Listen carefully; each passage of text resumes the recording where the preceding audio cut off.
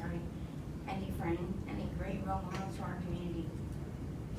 This selfish act not only impacted our family, but most of all our society. This traumatizing incident is something I will never forget. As much as I try to make sense of it all, I still live in disbelief, anguish, and terror. This tragic incident is something that haunts me throughout my daily routine, in my sleep, because of you and your selfishness. This has dramatically changed my life completely. 14 months ago, it seems like I fell into a black hole that I can't seem to get myself out of. This has not only affected me, but my 2 younger kids, my husband, and my entire family. It's not fair for them to lose such a great dad, a husband, and a grandpa, and in return be left looking at a very traumatized mother, wife, daughter, and sister, and to see me suffer the way that I do. Due to all this trauma, I have been diagnosed now from never taking medication ever in my life. I have been traumatized and diagnosed with post-traumatic stress disorder. Even with the help of my counselors, many times a month, the help from my psychiatrist, many times a month, 4 different medications that I have to pay out of my pocket, and I'm not even working because I'm afraid to go back to work. I still suffer on a daily basis and unable to cope on a regular. Do you know the feeling of seeing the strongest man you ever knew fall to the floor and lay so lifeless? And at that very moment that you decided to pull the trigger, at that point I knew all I could do was fend for myself. And all I could think was to beg, not for my life, but for my dad's, because he was already hurt. Something you cared nothing about. Even at his very last breath, he was still very courageous, strong father, protector, and hero, like you called him. You're right, he is a hero. He held on just to let me know that it was okay. Those were the last words I got from my dad before you ripped him out of our lives.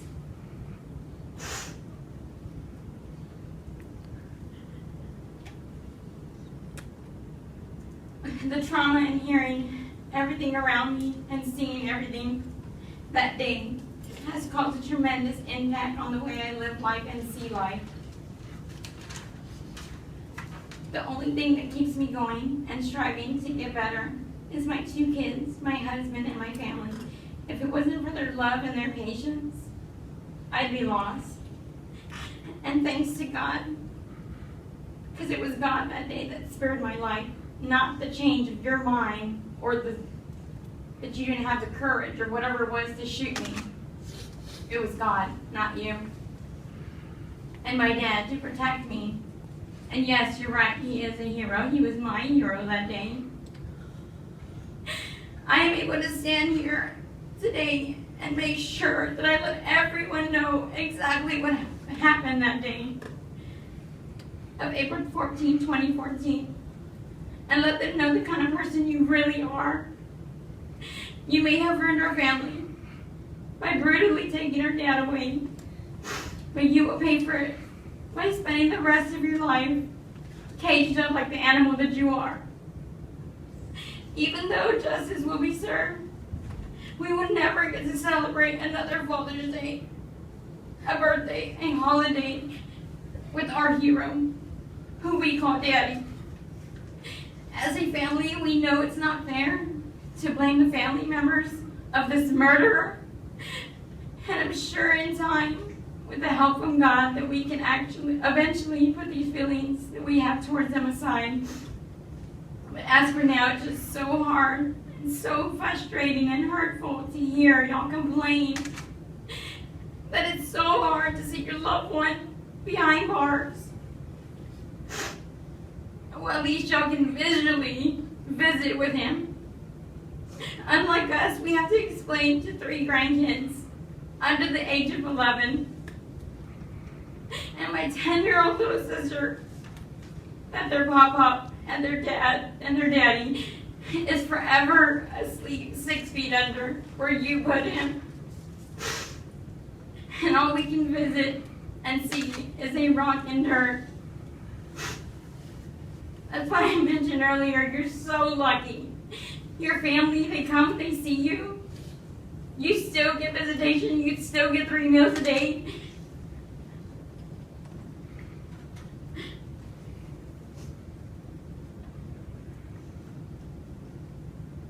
Or the feeling when I get when my 7-year-old son asks, when is Pop-Up coming back? And why would such mean people shoot my Pop-Up when it was so nice to everyone? In conclusion, I'm just thankful that my mom and dad have raised 6 strong, courageous, respectful, honest, hardworking kids that no matter how hard these trials and tribulations get for our family, we will always stick together and stay united and make sure that we get justice for our hero and to make sure this tragic incident never happens to anybody else in our community. This is something I wouldn't even wish on my worst enemy. But since you will be released and confined to jail, I hope and pray that you do not go in there, the monster that you are, and ruin somebody else's family in there. The way you have tremendously ruined ours. And I thank you from the bottom of our hearts to the state and to Flint, or Markskirk and Flint, also the judge and the 12 jurors that you guys have been with us on this journey that they call. It's not a journey, it's a lifelong event that I will never forget. As much as I want to be better, as much as I want to get better and be there for my kids and take them to school and do what I have to do as a mother and a wife and a sister and a daughter, I will never be able to do that again. I'm like a zombie to my family because of that murderer right there.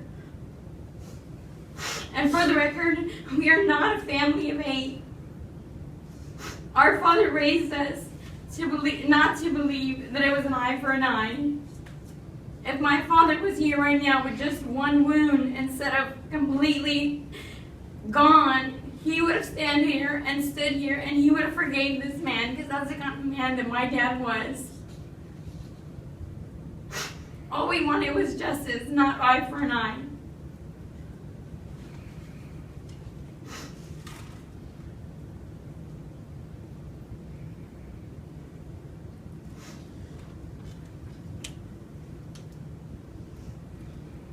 So as much as this haunts me every day of my life,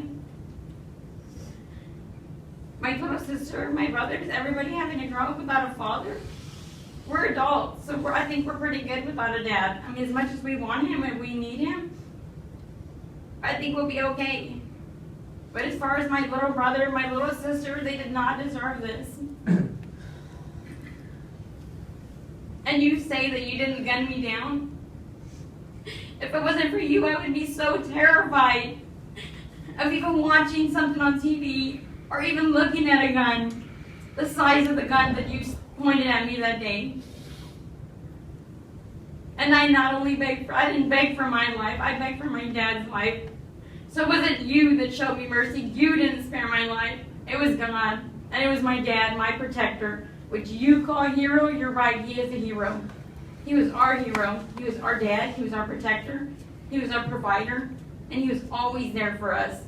Something I'm sure you know nothing about, and it's pretty sad that you wouldn't change the cycle and do better for yourself. And you sit there with those smirks, and you sit there and you throw a thumbs up, and you act like nothing's wrong, everything's okay, because you're used to being in jail. That's your lifestyle, and it's sad, and I feel bad for you. As much as this hurts me, this has also been a healing process for me, and I'm hoping that I can overcome this now that I've been able to face you. And I just hope that this here, after this chapter, that I can be able to move on with my life. Not completely normal, but somewhat.